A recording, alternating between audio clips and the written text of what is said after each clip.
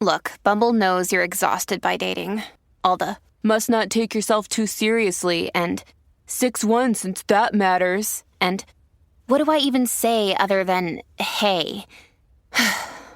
Well, that's why they're introducing an all-new Bumble with exciting features to make compatibility easier, starting the chat better, and dating safer.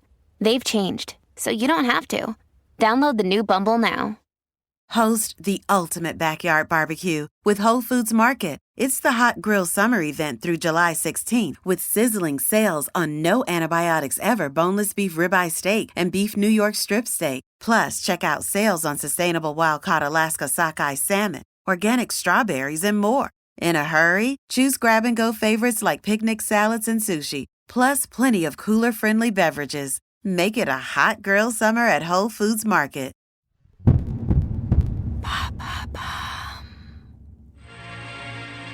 19 juin 2018. Opéra de Sydney. Les rideaux se lèvent sur une femme à la carrure imposante, au style androgyne et à la parole franche. Elle est humoriste, mais pendant 1 heure, elle va faire vibrer la scène en basant ses récits sur des traumatismes qu'elle a vécus. Son nom, Anna Gatsby. De son coming out à son engagement, découvrez sa true story.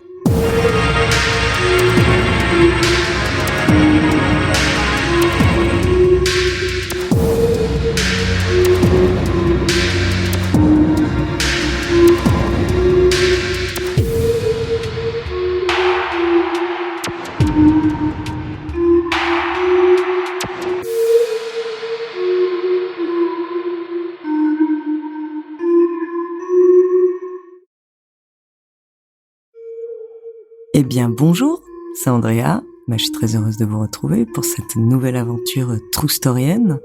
Aujourd'hui, Anna Gatsby. Et Anna Gatsby, il faut la découvrir quand on la connaît pas. Et quand on la connaît, on traverse un fort moment à la fois de rire et d'émotion. Alors, rien que pour ça, je suis très très très heureuse de raconter son histoire. Anna Gatsby naît le 12 janvier 1978 à Smithtown, en Tasmanie, un État de l'Australie. Elle est la plus jeune d'une fratrie de 5 enfants. Son père est professeur de mathématiques et sa mère femme de ménage dans un golf. La jeune Anna pratiquera d'ailleurs cette activité jusqu'à l'adolescence. Anna Gatsby garde de merveilleux souvenirs de son enfance en Tasmanie. C'est une enfant de nature discrète, elle est très sensible et elle considère que c'est une force. Anna a été élevée en dehors de la religion, sa mère souhaitant que ses enfants pensent et évoluent par eux-mêmes. Madame Gatsby a dans le fond toujours su que sa fille Anna était homosexuelle. Anna raconte des années plus tard que c'est en regardant un défilé du Mardi Gras à Sydney, alors qu'elle était adolescente, qu'elle s'est rendue compte de son homosexualité.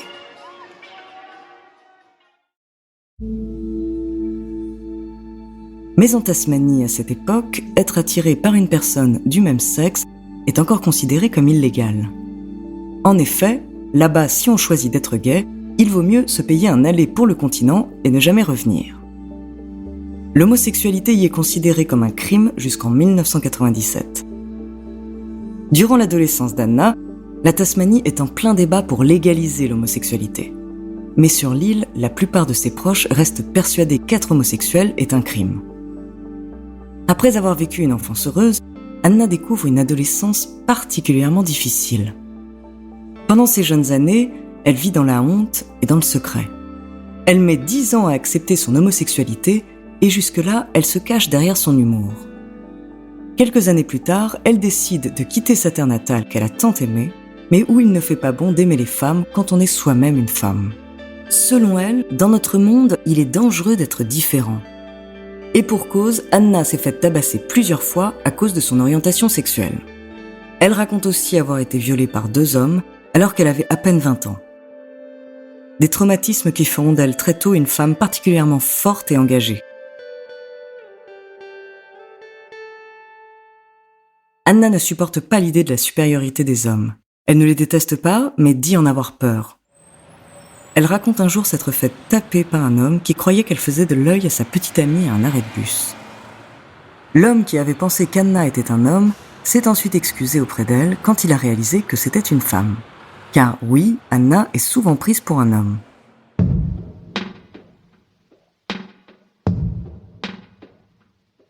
Après avoir quitté la Tasmanie, Anna s'inscrit à l'Université nationale d'Australie et obtient en 2003 une licence d'histoire de l'art.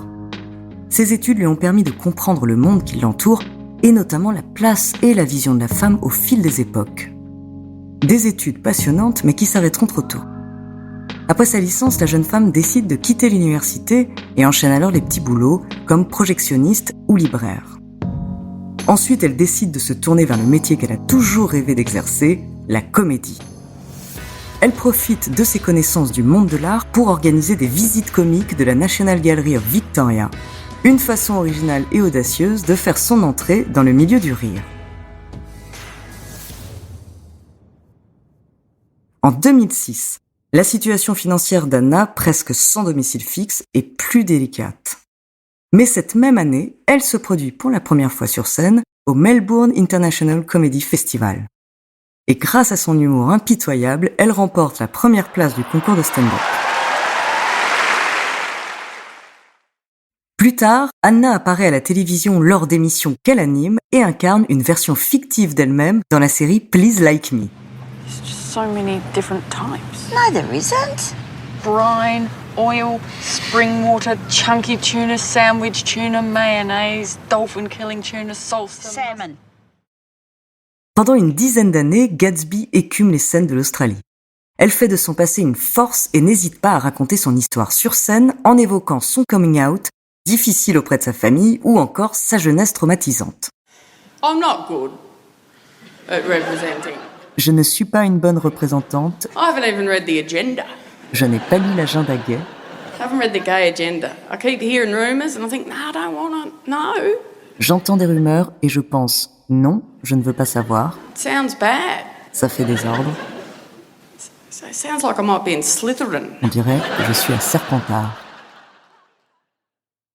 Grâce à son humour grinçant sur les inégalités hommes-femmes et l'homophobie, Anna Gatsby connaît un succès grandissant et devient l'une des humoristes les plus reconnues et les plus drôles de son pays.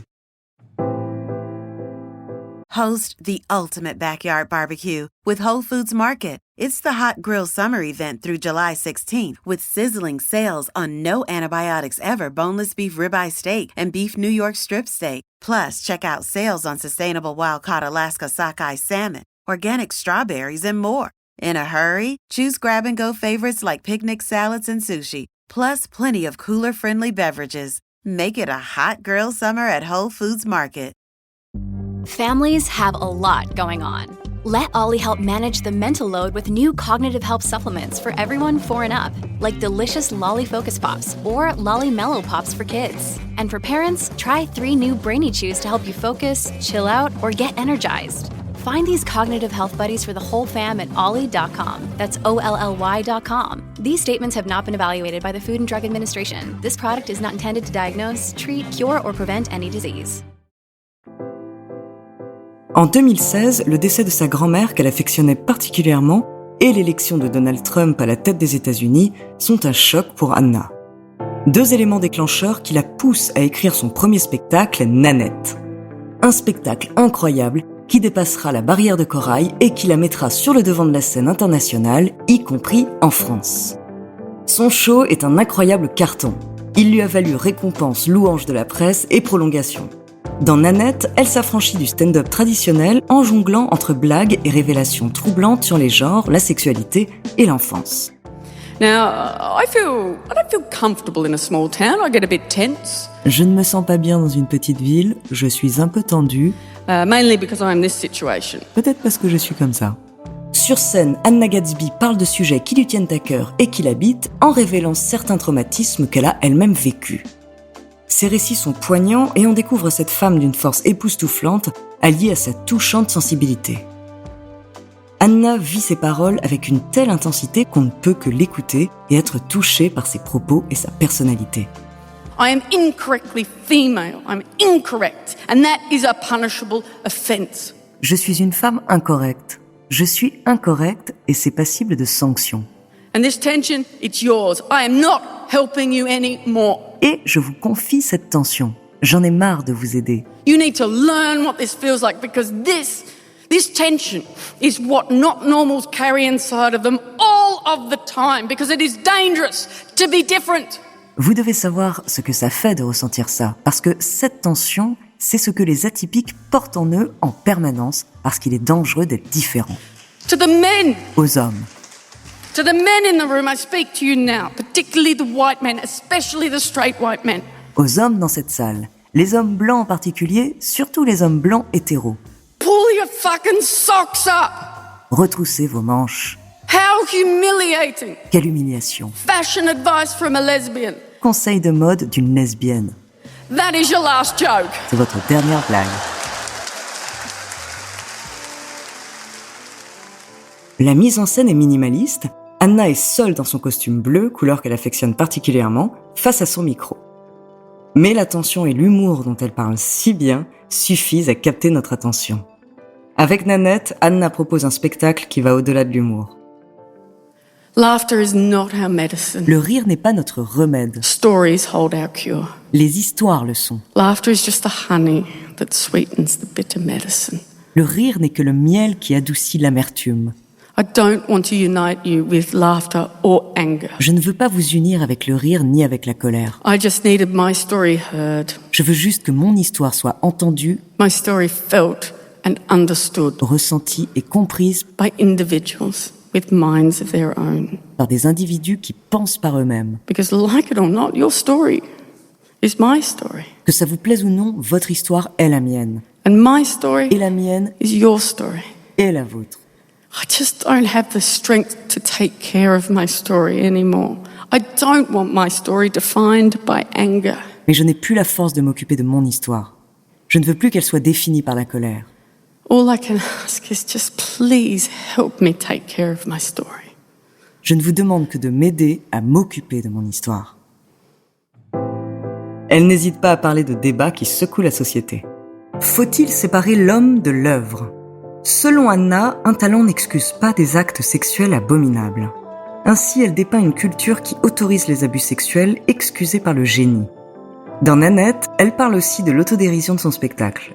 Enfin, elle annonce sur scène que ce spectacle sera le dernier. Elle veut arrêter la comédie car elle ne souhaite pas répandre sa colère. Anna est sur scène uniquement pour raconter son histoire et sa vision des choses. And I've built a career out of self-deprecating humor. J'ai construit ma carrière sur un humour autodestructeur. That's what I've built my career on. C'est sur quoi j'ai bâti ma carrière. And I don't want to do that anymore. Et je ne veux plus faire ça. Because do you understand? Do you understand what self-deprecation means when it comes from somebody who already exists in the margins? Parce que comprenez-vous ce que signifie l'autodérision quand ça vient de quelqu'un qui existe déjà en marge ? It's not humility. Ce n'est pas de l'humilité, It's humiliation. c'est de l'humiliation. I put myself down in order to speak, in order to seek permission to speak. Je me mets à terre pour parler, pour demander la permission de parler. And I simply will not do that anymore, not to myself or anybody who identifies with me. Et je ne ferai tout simplement plus ça, ni à moi, ni à quiconque qui s'identifie à moi. Face à l'originalité et l'engagement de Nanette, Anna Gatsby remporte de nombreux prix, dont un Emmy Award pour écriture exceptionnelle, le prix Peabody et le prix spécial humoriste de l'année au Festival Juste pour rire de Montréal. Le site Rotten Tomatoes lui attribue la note de 100% en janvier 2019. La presse française fait les louanges de Nanette d'Anna Gatsby. Le spectacle atomise les codes du genre, selon l'Obs. Il est drôle, politique, bouleversant, important. Pour Marie-Claire, Libération écrit, le spectacle est d'une grande charge politique et émotionnelle.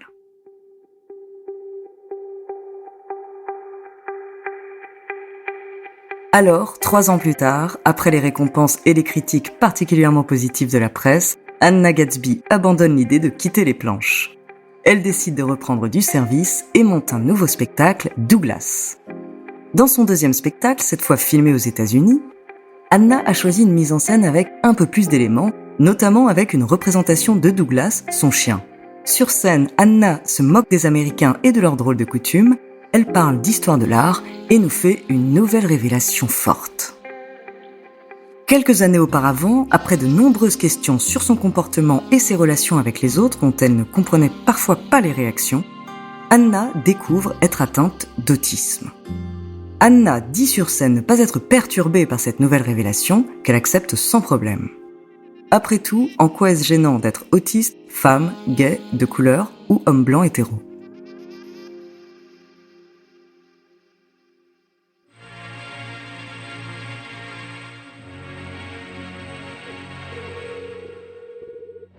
Merci d'avoir écouté cet épisode de True Story. N'hésitez pas à le partager et à laisser un commentaire sur votre plateforme d'écoute préférée. La semaine prochaine, je vous parlerai d'un romancier qui a créé un personnage que nous connaissons très bien. En attendant, n'hésitez pas à nous faire part d'histoires que vous aimeriez entendre.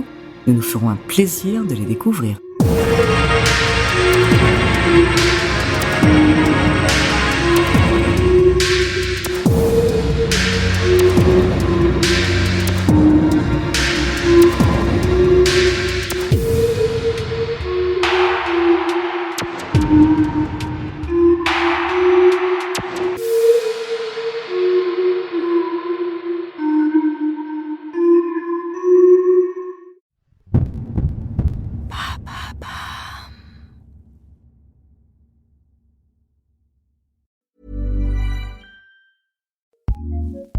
Acast powers some of the world's best podcasts.